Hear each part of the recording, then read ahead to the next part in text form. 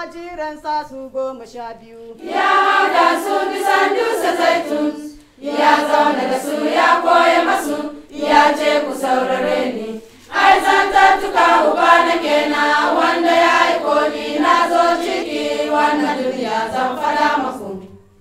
Sai Yesu ya kira almajiransa su 12 ya hau da su bisan dutsen zaitun ya zauna da su ya koya masu ya ce ku saurare ni ai zantattuka uba na kenan wanda ya aiko ni na zo ciki wannan duniya zan fada maku.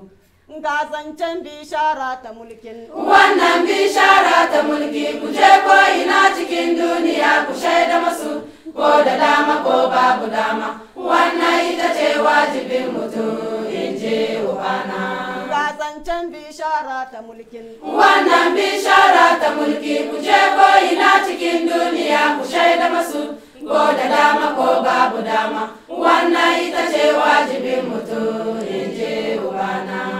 Aikin nan fa babu sauki aikin nan fa babu sauki lalle za ku sha azaba kamar yadda da mutum ya zo ya sha wulakanci haka za ku sha sananci sabili da sunana. Sai Yesu ya sake ce masu za ku zama shaiduna a cikin Urshalima da Yahudiya da Samariya ina tare da ku har matukan zamani.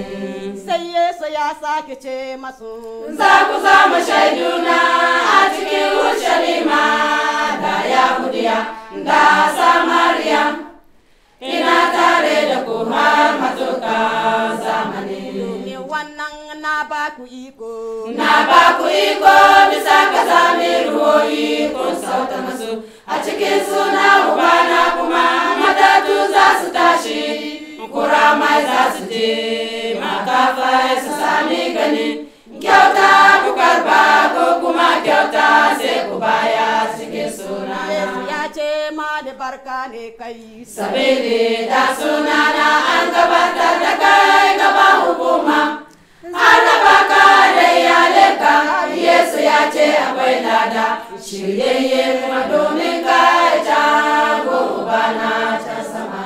zumunta yanzu mu yi yaki mu kure fege ku zo mu je mu karbi rawani rai kyauta wanda Allah ya shirya domin mu. Dati bayi yanzu mu yi yaki mu kure fege ku zo mu je mu karbi rawani rai kyauta wanda Allah ya shirya domin mu. Yalla Ishaya yanzu kayi yaki ka kure fege ka zo mu je mu karbi rawani rai kyauta wanda Allah ya shirya domin mu. Yalla Ishaya yanzu kayi yaki ka kure fege ka zo mu je mu karbi